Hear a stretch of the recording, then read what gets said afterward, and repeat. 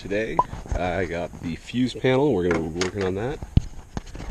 So here's what I have. Here's where it goes. So basically we got the skin, we got all the parts here. What we're going to do is we're going to kind of use this more or less as a template to cut out this area here, and then we'll have this nice clean original line that will be attached there. So the first thing we're going to do is remove all of this factory sound deadening tar. So I'm going to get out my heat gun and get to work on that.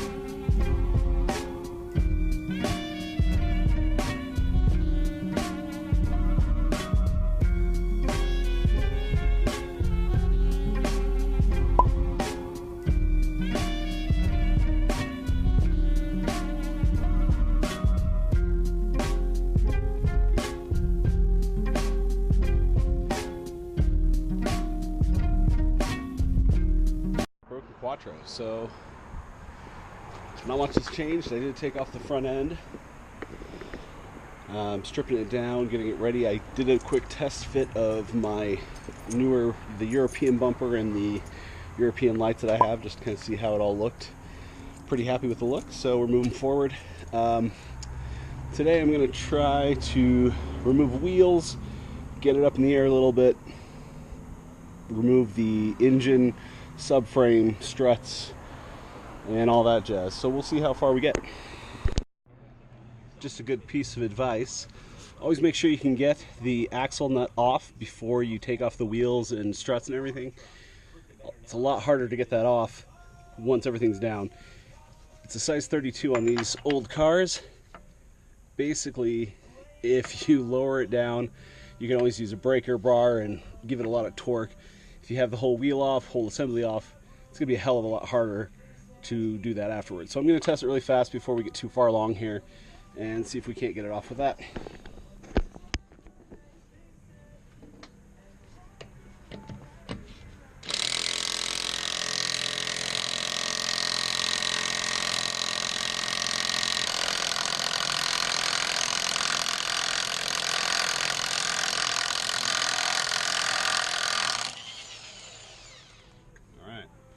Was excessive, but came off.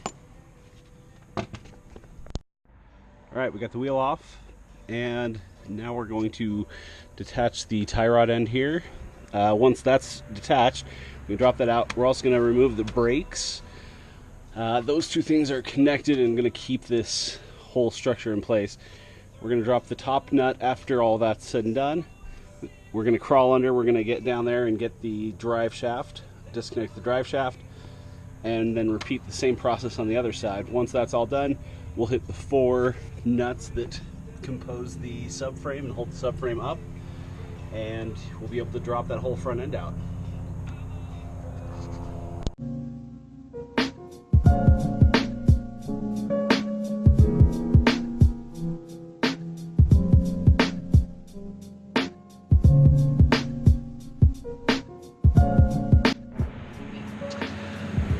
Alright, we got this side undone, we got this side undone, we got that rear drive shaft undone. It's a bit of a pain in the ass, but Actually not terrible. Didn't have to cut anything, so it's a good day, I guess. Now we're going to take off our two strut mount tops here, and yeah, and then the next step will be our motor mounts here, and then the subframe bolts, and we'll just drop this whole thing out of here. Hopefully it'll go smoothly, and it looks like everything's been detached from the motor already, so I don't foresee any problems there. So yeah, time lapse again.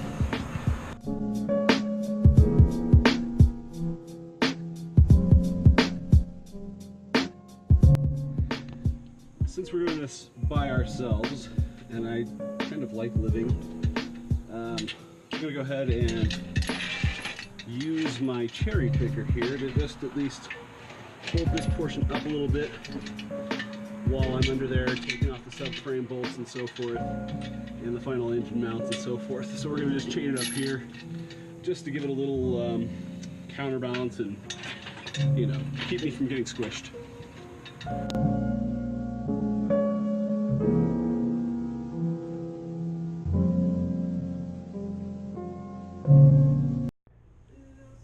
Alright, well, the engine is dropped. As my friends would say, we didn't test the tensile strength really on any parts. Everything was disconnected and came out without much of a struggle.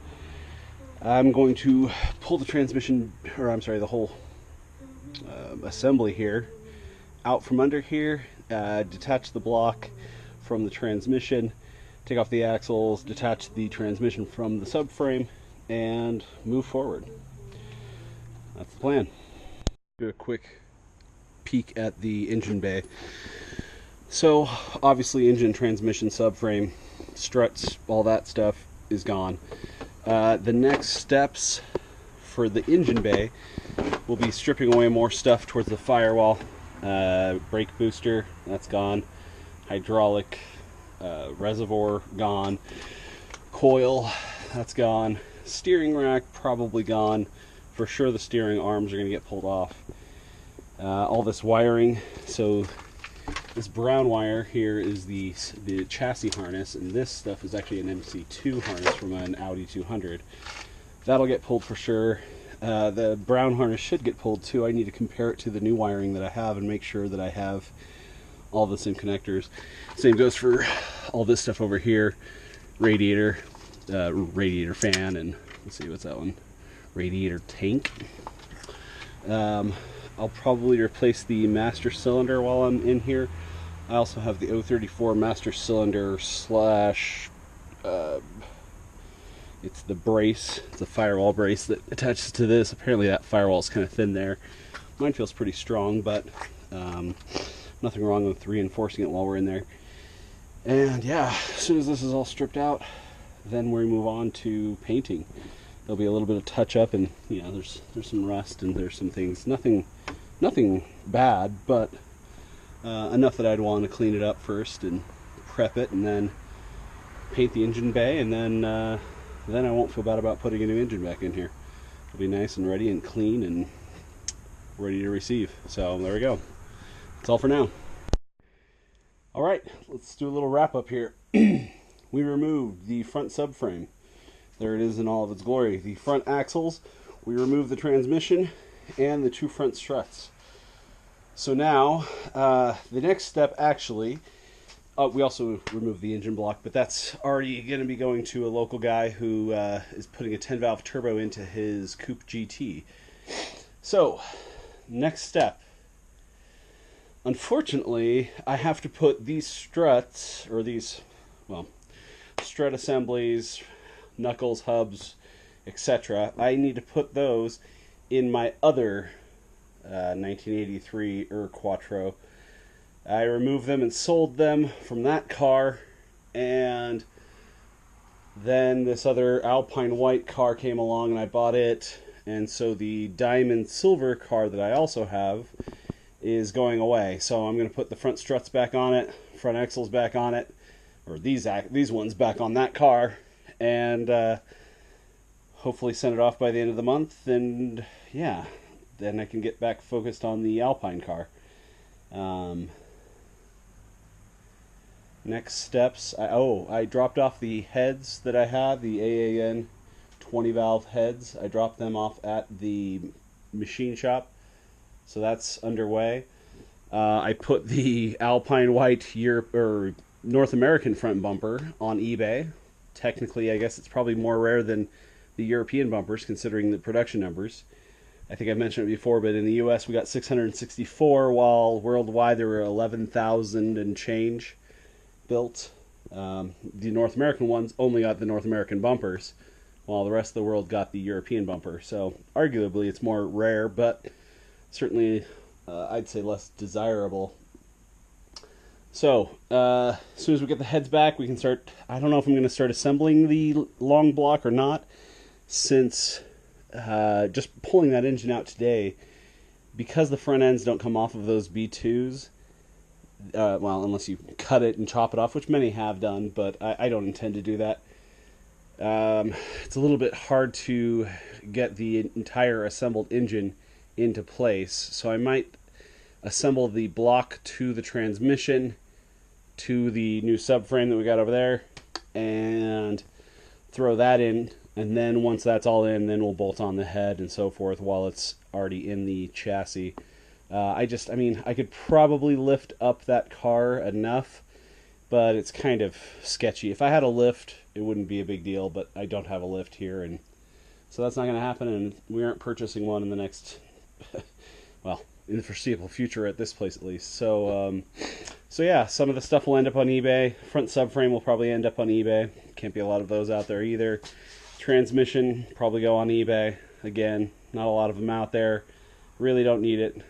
I obviously could use the shop space over more parts right at this point. So yeah, that's the next few steps, and we're gonna go from there. And the transmission, that's a big ass B.